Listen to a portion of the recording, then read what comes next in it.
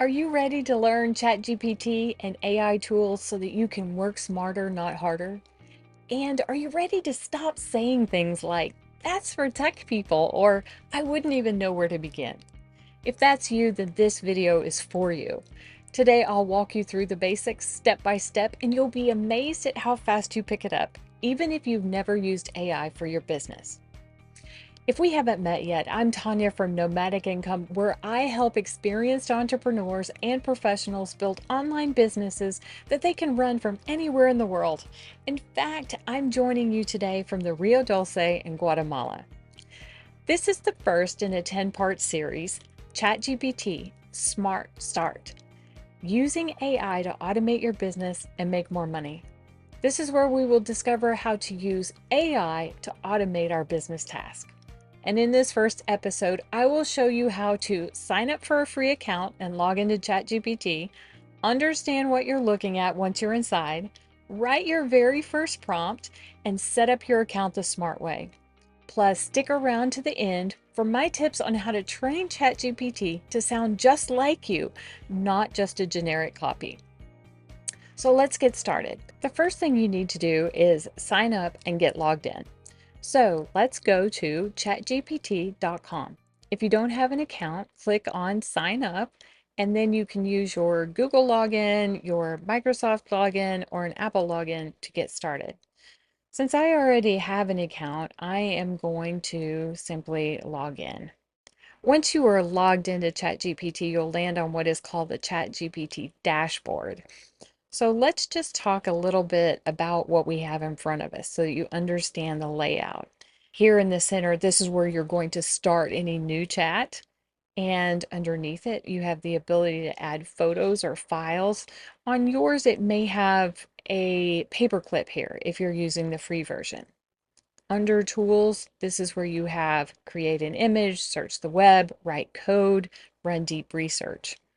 And then, of course, over here, there's also a microphone if you would prefer to talk to ChatGPT instead of typing in your prompt. Over here on the left, we also have the ability to start a new chat, ability to search previous chats, a library of images created in ChatGPT, and then you have a section here that is GPTs, and we will cover all of that in a separate video. And then, of course, there is Sora, which is for creating images and video.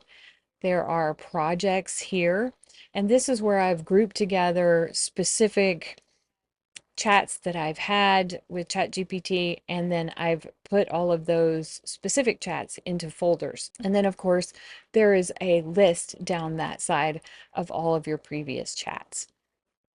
Now let's write your first prompt. Let's try something really simple. I'm going to say, write a short professional thank you email to a new client and hit return. And then I'll let ChatGPT do its thing. And then, of course, what it returns to me is a very short, simple thank you note. And then I want to just show you what you can do next. After you read it, you get it back and you're like, okay, well, I don't really like it quite that much, or I want to change something specific. So let's say, make it a little more casual. Once again, hit enter and it will do its thing. Great. So here you don't really want to, you don't have to overthink it. You can just talk to it like a helpful assistant that you have that you're training. Okay, now let's check your settings and personalize a few things. If you go to the top right-hand corner and you click on your name or your photo, and then you can come down in here and we're going to click on settings, and this will open up another window. In this window, click on data controls, and at the top here it says improve the model for everyone. I have mine off. But if you click on this, it will open up another window, and if you toggle this on, then ChatGPT will use your anonymous data to help train their models.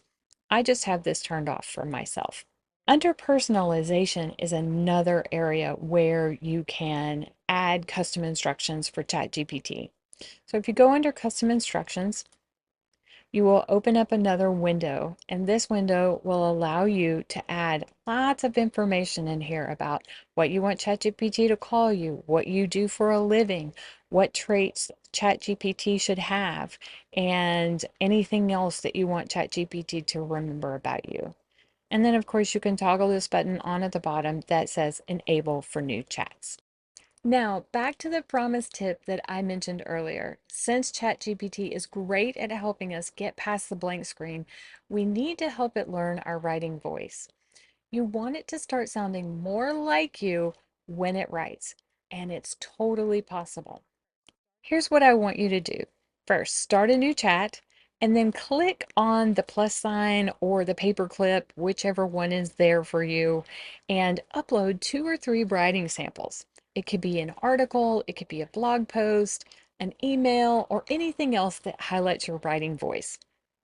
Then write a simple prompt that instructs ChatGPT to analyze these samples to determine your writing voice and then describe it back to you. Congratulations! You've taken your first big step into making AI part of your business so that you can work smarter and start reclaiming time in your day. Leave your questions in the comments about using ChatGPT for your business. In the next video, I'll show you how to use ChatGPT to write emails fast, clear, and in your voice. You can find that video right here on your screen.